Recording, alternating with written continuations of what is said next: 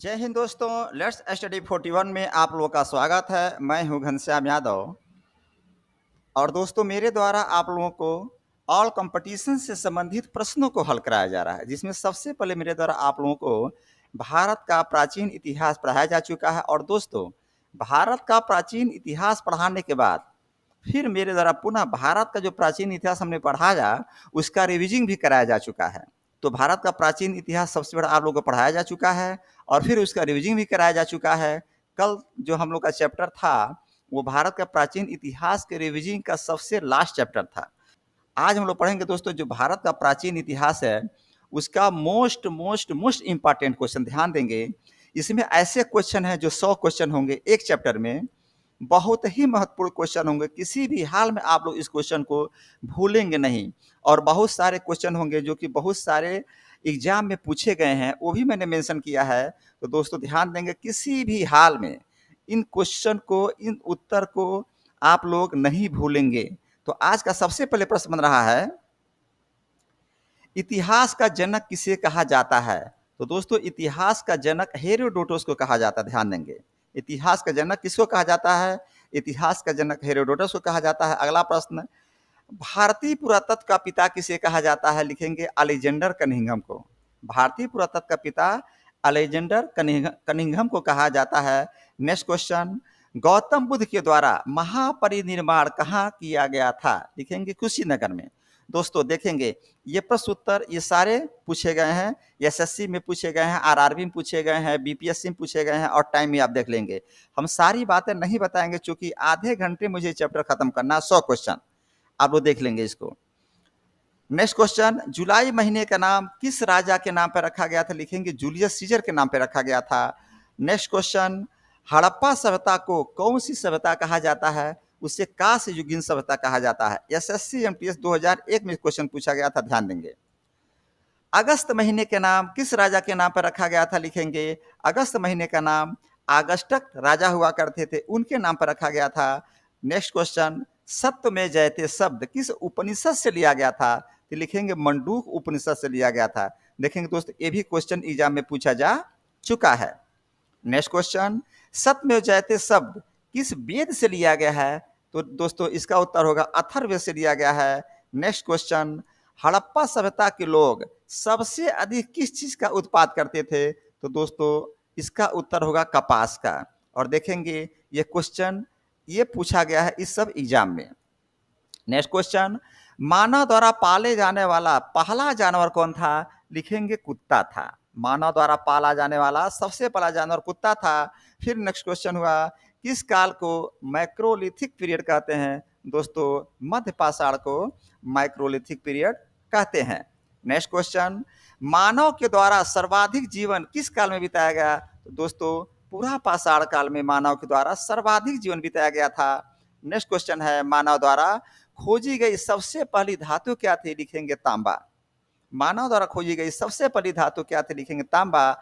Next question, Harappa के निवासियों की सामाजिक पद्धति क्या थी? लिखेंगे उचित समतावादी। हड़प्पा के निवासियों की सामाजिक पद्धति क्या थी? लिखेंगे उचित समतावादी। नेक्स्ट क्वेश्चन है, मोहनजोदड़ो के मकान किस चीज से बने होते थे? लिखेंगे पक्की ईंटों से। Most most most important question, ध्यान देंगे आप लोग। मोहनजोदड़ो के मकान किस चीज से बने होते थे? लिखेंगे पक्की ईंटों के। नेक्स्ट क्वेश्चन है, मोहनजोदड़ो वाले इलाके से किसकी मूर्ति मिली थी? तो लिखेंगे नृत्य करती हुई एक स्त्री की मूर्ति मिली थी जो कि कांस्य की बनी हुई थी। मोहनजोदड़ो वाले इलाके से किसकी मूर्ति मिली थी? लिखेंगे नृत्य करती हुई एक स्त्री की मूर्ति मिली थी जो कि कांस्य की बनी हुई थी। नेक्स्ट क्वेश्चन, मोहनजोदड़ो का सबसे बड़ा भवन कौन सा था? लिखेंगे अन्नागार या धन्नागार। अगला प्रश्न, हड़प्पा सभ्यता का सर्वाधिक मान्यता प्राप्त काल कब से कब तक है? तो दोस्तों 2500 बीसी से लेकर के 1750 बीसी तक। ध्यान देंगे, कोई यहाँ 2450 लिखता है, यहाँ कोई 1650 लिखता है, लेकिन सबसे मान्यता प्राप्त जो काल है यही है 2500 बीसी से लेकर 1750 बीसी तक। नेक्स्ट क्वेश्चन, हड़प्पा सभ्यता में सबसे अधिक उत्पादन किस वस्तु की होती थी? दोस्तों कपास की हुआ करती थी। नेक्स्ट क्वेश्चन, हड़प्पा काल के मोहरों यानी कि मुद्राओं, हड़प्पा काल के मोहरों के निर्माण के लिए किस चीज का प्रयोग किया जाता था? दोस्तों सेल खड़िया का प्रयोग किया जाता था। और देखिए ये सारे क्वेश्चन इस सब एग्जाम में पूछे गए हैं, ध्यान देंगे। नेक्स्ट क्वेश्चन, हड़प्पा सभ्यता ग्रामीण सभ्यता थी या नगरीय सभ्यता थी? लिखेंगे ये नगरीय सभ्यता थी। Most most most important question. Next question हुआ, सिंधु घाटी सभ्यता के लोगों का मुख्य व्यवसाय क्या था? लिखेंगे व्यापार था। एसएससी में दोस्तों ये देखेंगे 2001 में पूछा गया क्वेश्चन ये है। नेक्स्ट क्वेश्चन, सिंधु सभ्यता में बृहद स्नानागार कहां पर मिला था? लिखेंगे मोहनजोदड़ो मिला था। और देखिए दोस्तों ये पूछा गया क्वेश्चन है एग्जाम में। अगला प्रश्न बना, सिंधु सभ्यता में RS-37 कब्रिस्तान कहां से मिला था? लिखेंगे हड़प्पा से मिला था। ये भी दोस्तों ये प्रश्न उत्तर पूछा गया है। सिंधु सभ्यता में RS-37 कब्रिस्तान कहां से मिला था? लिखेंगे हड़प्पा से मिला था। और नेक्स्ट क्वेश्चन बनता है, हड़प्पा सभ्यता किस प्रकार की सभ्यता थी? लिखेंगे शहरी सभ्यता थे। ये भी दोस्तों देखेंगे ये प्रश्न उत्तर पूछा गया है। हड़प्पा सभ्यता के सर्वप्रथम खोजकर्ता कौन थे? लिखेंगे दयाराम साहनी। हड़प्पा सभ्यता के सर्वप्रथम खोजकर्ता कौन थे? लिखेंगे दयाराम साहनी। और देखेंगे तो ये भी क्वेश्चन एग्जाम में पूछा जा चुका है। नेक्स्ट क्वेश्चन बनता है, सिंधु घाटी सभ्यता में बंदरगाह कहाँ पाया गया? लिखेंगे लोथल में। सिंधु घाटी सभ्यता में बंदरगाह कहाँ पाया गया? लिखेंगे लोथल में पाया गया। और नेक्स्ट क्वेश्चन बनता है दोस्तों, सिंधु सभ्यता के घर किस चीज के बने होते थे? लिखेंगे ईंटों के बने होते थे। और देखेंगे ये भी क्वेश्चन दोस्तों ये सारे एग्जामों में पूछा गया है। नेक्स्ट क्वेश्चन, सिंधु घाटी सभ्यता के लोग किस चीज में विश्वास रखते थे? लिखेंगे मातृशक्ति में। सिंधु घाटी सभ्यता के लोग किस चीज में विश्वास रखते थे? लिखेंगे मातृशक्ति में। और दोस्तों ये भी प्रश्न उत्तर पूछा गया है। और नेक्स्ट क्वेश्चन बनता है, सिंधु घाटी सभ्यता के किस चीज के अवशेष मिले थे? सिंधु घाटी सभ्यता से किस चीज के अवशेष मिले थे? लिखेंगे घोड़ा का मिला था, गाय का मिला था एवं हाथी का अवशेष मिला था। कहां से? सिंधु घाटी सभ्यता से। नेक्स्ट क्वेश्चन, सिंधु सभ्यता का सर्वाधिक उपयुक्त नाम क्या है? हड़प्पा। ध्यान दीजिएगा, सिंधु सभ्यता का सर्वाधिक उपयुक्त नाम क्या? लिखेंगे हड़प्पा। नेक्स्ट क्वेश्चन बना, सिंधु घाटी सभ्यता का पंतनगर बंदरगाह, ध्यान देंगे, सिंधु घाटी सभ्यता का पंतनगर जो बंदरगाह था किस जगह था? तो लिखेंगे लोथल में था। और यह प्रश्न इन सारे एग्जाम में पूछे गए हैं। ध्यान दीजिए, देखिए कितने सारे एग्जाम में पूछे गए हैं। नेक्स्ट क्वेश्चन, हड़प्पा सभ्यता के स्थान से क्या क्या मिला था? लिखेंगे तांबा मिला था, सोना मिला था एवं चांदी मिला था। हड़प्पा सभ्यता के स्थान से क्या क्या मिला था? तो दोस्तों तांबा, सोना एवं चांदी मिला था।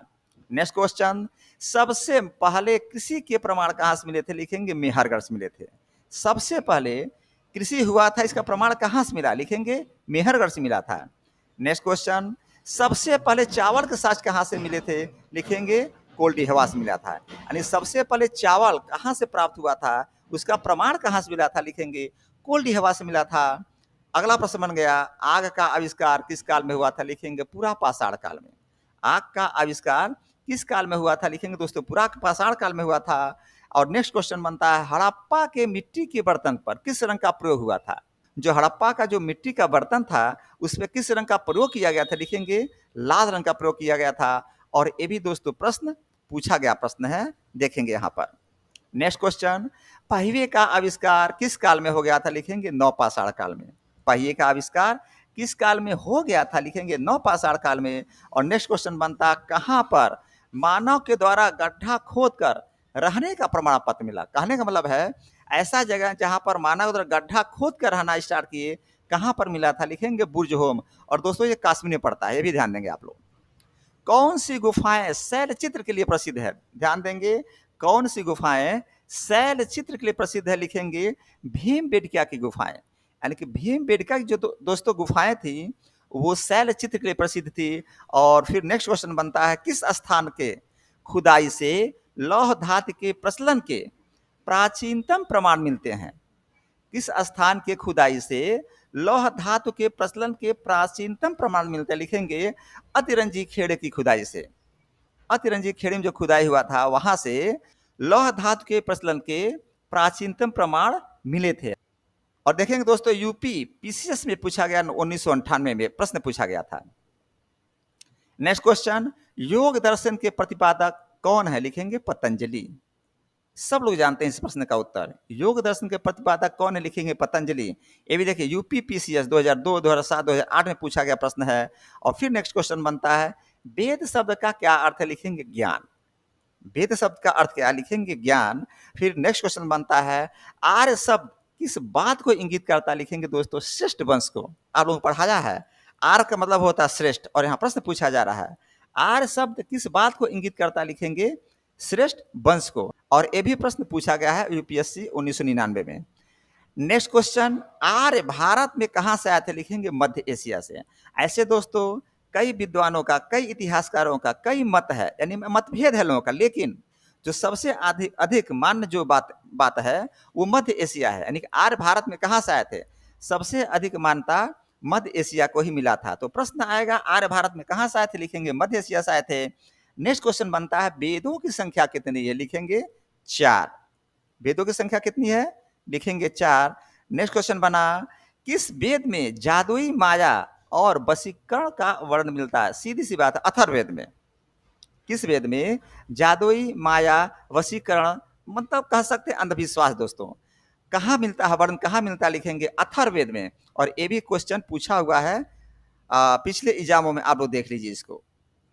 भारतीय संगीत का जनक किस वेद को माना जाता है? लिखेंगे सामवेद को। भारतीय संगीत का जनक किस वेद को माना जाता है? लिखेंगे सामवेद को। और नेक्स्ट क्वेश्चन बनता है पूर्व वैदिक या ऋग वैदिक काल का समय सबसे कब से कब तक माना जाता है? लिखेंगे 1500 बीसी से लेकर 1000 बीसी तक ये माना जाता है।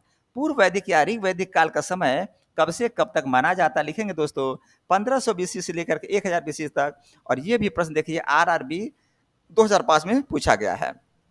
नेक्स्ट क्वेश्चन उत्तर वैदिक काल का समय कब से कब तक माना जाता है? लिखेंगे 1000 बीसी से 6000 बीसी तक। माफ करेंगे 1000 बीसी से 600 बीसी तक। नेक्स्ट क्वेश्चन वैदिक सभ्यता में जो कर वसूला जाता था उसे क्या कहते थे? वैदिक सभ्यता में जो कर वसूला जाता था उसे क्या कहते थे दोस्तों? उसके बलि कहते थे। और अगला प्रश्न बन गया वैदिक काल के लोगों को तंबाकू का ज्ञान था? लिखेंगे नहीं था।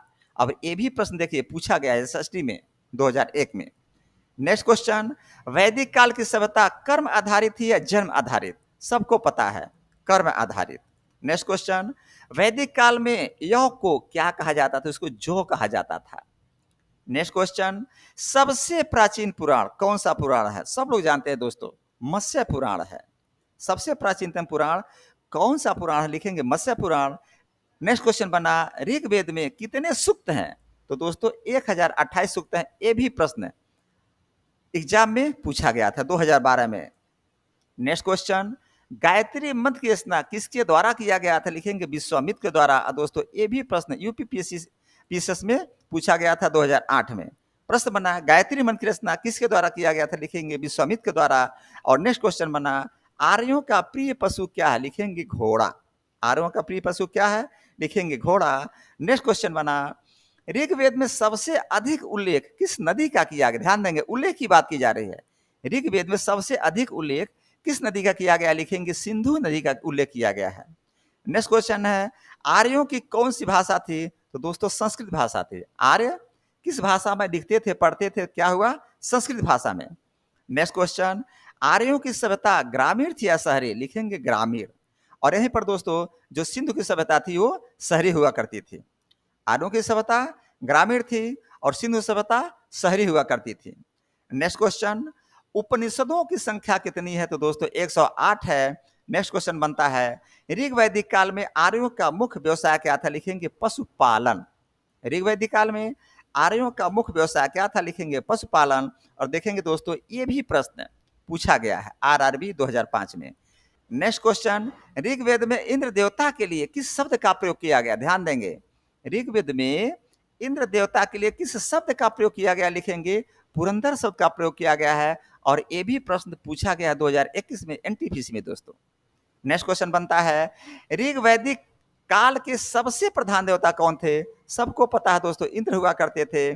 और उत्तर वैदिक काल के सबसे प्रधान देवता कौन थे? तो दोस्तों ये आगे चल करके प्रजापति हो गए थे। यानी ऋग वैदिक काल में सबसे प्रधान देवता इंद्र हुआ करते थे। और आगे दोस्तों जब उत्तर वैदिक काल आता है उस समय सबसे प्रधान देवता प्रजापति हुआ करते थे।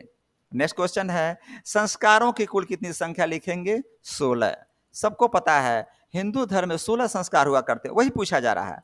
संस्कारों की कुल कितनी संख्या? लिखेंगे 16।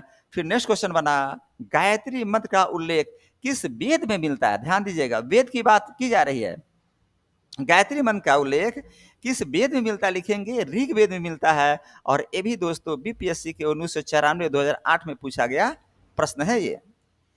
ऋग्वेद में कुल कितने मंडल हैं? दोस्तों 10 मंडल हैं। ऋग्वेद में कुल कितने मंडल हैं? लिखेंगे 10 मंडल है।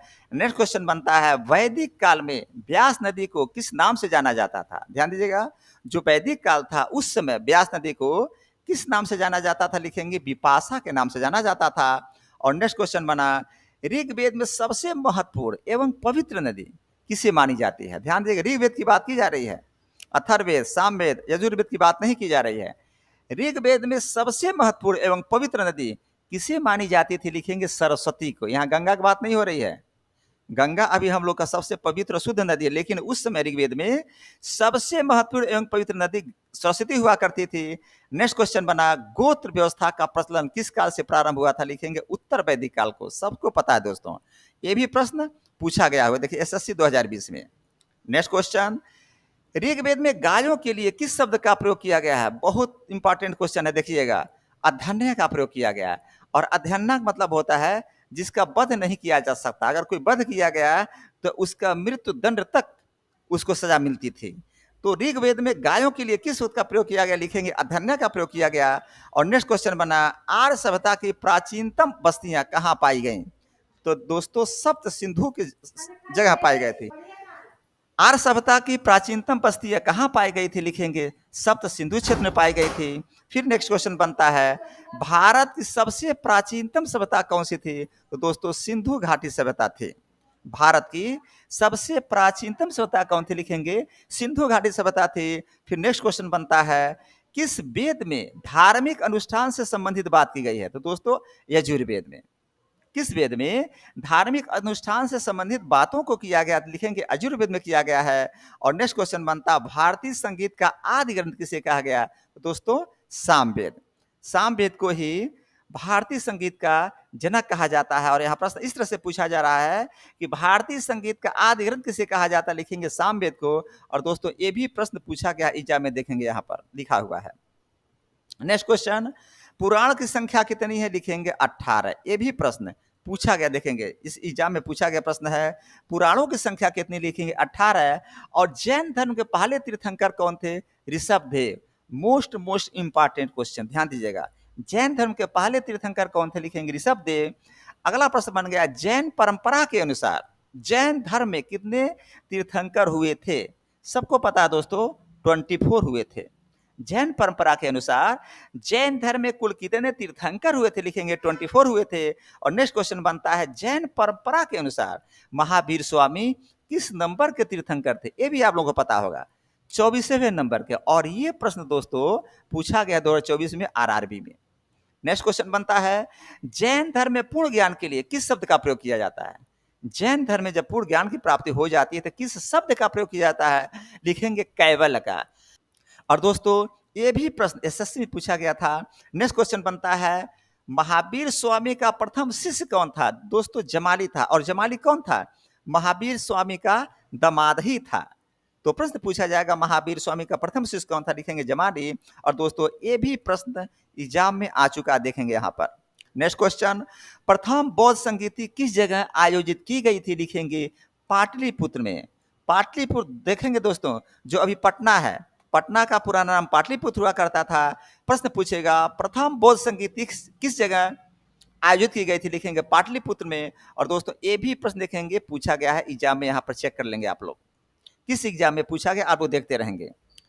भारत के किस इलाके में जैन धर्म का दिलवाड़ा मंदिर स्थित है? लिखेंगे माउंट आबू वाले इलाके में। भारत के किस इलाके में जैन धर्म का दिलवाड़ा मंदिर स्थित है? माउंट आबू वाले इलाके में। ये भी प्रश्न पूछा गया एग्जाम में। नेक्स्ट क्वेश्चन बना, महावीर स्वामी का जन्म किस ग्राम में हुआ था? लिखेंगे कुंड ग्राम में। और दोस्तों ये भी प्रश्न पूछा गया, देखिए कई बार पूछा गया है, महावीर स्वामी का जन्म किस ग्राम में हुआ था? लिखेंगे कुंड ग्राम में हुआ था। और नेक्स्ट क्वेश्चन बना, किसने कहा था कि जियो और जीने दो? किसके द्वारा कहा गया? जियो और जीने दो। तो दोस्तों महावीर स्वामी के द्वारा कहा गया था। और नेक्स्ट क्वेश्चन बना, श्रवण बेलगोला कहाँ पर स्थित है? श्रवण बेलगोला कहाँ पर स्थित है? लिखेंगे कर्नाटक में। और दोस्तों ये भी प्रश्न एग्जाम में पूछा गया है, देखेंगे यहाँ पर आप लोग। श्रवण बेलगोला कहाँ पर स्थित है, लिखेंगे कर्नाटक में। और नेक्स्ट क्वेश्चन बनता है महावीर स्वामी जी की माता का क्या नाम था, लिखेंगे त्रिशला था। ये भी क्वेश्चन पूछा गया है एसएससी सीजीएल 2010 में। महावीर स्वामी के माता का क्या नाम, लिखेंगे त्रिशला था। और नेक्स्ट क्वेश्चन बनता है जैन धर्म के संस्थापक कौन थे, दोस्तों जैन धर्म के संस्थापक ऋषभ देव हुआ करते थे। और दोस्तों ये जो ऋषभ देव हैं ये पहले तीर्थंकर भी हुआ करते, जैसे 24वें तीर्थंकर महावीर स्वामी हैं, उसी तरह से जैन धर्म के संस्थापक ऋषभ देव हुआ करते थे। और जैन धर्म के पहले तीर्थंकर भी ऋषभ देव हुआ करते थे। और दोस्तों देखेंगे ये भी प्रश्न पूछा गया है, आप यहाँ पर देख लेंगे। नेक्स्ट क्वेश्चन, ज्ञान प्राप्ति के पूर्व महावीर स्वामी जी को किस नाम से जानते थे, ध्यान दीजिएगा। जब महावीर स्वामी जी को ज्ञान की प्राप्ति नहीं हुई थी, उसके पहले महावीर स्वामी को किस नाम से जाना जाता था, लिखेंगे वर्धमान के नाम से जाना जाता। और दोस्तों यहाँ पर देखेंगे ये भी प्रश्न पूछा गया है एग्जाम में। नेक्स्ट क्वेश्चन बनता है त्रिपिटक किस धर्म का धार्मिक ग्रंथ, लिखेंगे बौद्ध धर्म का। त्रिपिटक किस धर्म का धार्मिक ग्रंथ, लिखेंगे बौद्ध धर्म का। और बुद्ध का क्या अर्थ होता, लिखेंगे ज्ञान। बुद्ध का अर्थ क्या होता है, लिखेंगे ज्ञान। अगला प्रश्न बन गया भगवान बुद्ध का जन्म कहाँ हुआ था, दोस्तों सबको पता है लुम्बिनी में हुआ था। भगवान बुद्ध का जन्म कहाँ हुआ था, लिखेंगे लुम्बिनी में हुआ था। नेक्स्ट क्वेश्चन बनता है सांची के स्तूप का निर्माण किसके द्वारा करवाया गया, ध्यान देंगे सांची के स्तूप की बात हो रही है। सांची के स्तूप का निर्माण किसके द्वारा करवाया गया, लिखेंगे अशोक के द्वारा करवाया गया। और दोस्तों ये भी प्रश्न पूछा गया हुआ देखेंगे यहाँ पर। और नेक्स्ट क्वेश्चन बना अजंता और एलोरा की गुफाएं, अजंता एवं एलोरा की गुफाएं किस राज्य में है, लिखेंगे महाराष्ट्र में है। और नेक्स्ट क्वेश्चन बनता है भारतीय परमाणुवाद का जनक किसे कहा जाता है, लिखेंगे कणाद को। भारतीय परमाणुवाद का जनक किसे कहा जाता है, लिखेंगे कणाद को। और दोस्तों ये भी देखिए प्रश्न पूछा गया एग्जाम में। और नेक्स्ट क्वेश्चन बनता है किसको एशिया का प्रकाश पुंज कहा जाता है, सबको पता है दोस्तों गौतम बुद्ध को कहा जाता है। और ये भी प्रश्न एग्जाम में पूछा गया, देखिएगा यहाँ पर किसको एशिया का प्रकाश पुंज कहा जाता है, गौतम बुद्ध को कहा जाता है। नेक्स्ट क्वेश्चन बना सारनाथ स्तंभ का चक्र किस बात को इंगित करता है, लिखेंगे प्रगति को। ध्यान देंगे दोस्तों जो सारनाथ स्तंभ का चक्र है वो चक्र है, वो घूमता है तो क्या करता है, वो प्रगति को इंगित करता है। यानी जब आदमी चलता है घूमता तो प्रगति को इंगित करता है। तो सारनाथ स्तंभ का चक्र किस बात को इंगित करता है, उत्तर लिखेंगे प्रगति को इंगित करता है। और ये भी यूपी पीसीएस 2008 में प्रश्न पूछा गया है। और आज का सबसे लास्ट प्रश्न बना पावापुरी स्थान गौतम बुद्ध से संबंधित है, नहीं, पावापुरी स्थान गौतम बुद्ध से संबंधित नहीं है। तो दोस्तों ये पूछा गया था बीपीएस 2015 में। तो आज का 100 क्वेश्चन आप लोगों का कंप्लीट हुआ। दोस्तों मैं फिर कहूंगा, पहले भी कहा था स्टार्टिंग के टाइम में, इस प्रश्न उत्तर को आप लोग कहते हैं ना कि गर्मी जब होती है तो मट्ठा बनाते हैं, पानी डालकर चीनी डालकर पी जाते हैं घोल करके, आप लोग इसको पी जाइएगा। एक भी क्वेश्चन भूलना नहीं है, मोस्ट इंपॉर्टेंट क्वेश्चन है। तो दोस्तों आज का जो चैप्टर है भारत का प्राचीन इतिहास, रिवीजिंग का क्वेश्चन नहीं है दोस्तों, ये मोस्ट इंपॉर्टेंट क्वेश्चन है। और ऐसे क्वेश्चन हैं जो कि एग्जाम में पूछे गए हैं और जो नहीं पूछे गए हैं, बहुत ही महत्वपूर्ण ये क्वेश्चन है। तो किसी भी हाल में आप लोग इसको नहीं भूलेंगे। और आज का क्लास यहीं पर समाप्त करता हूं। जय हिंद, जय भारत।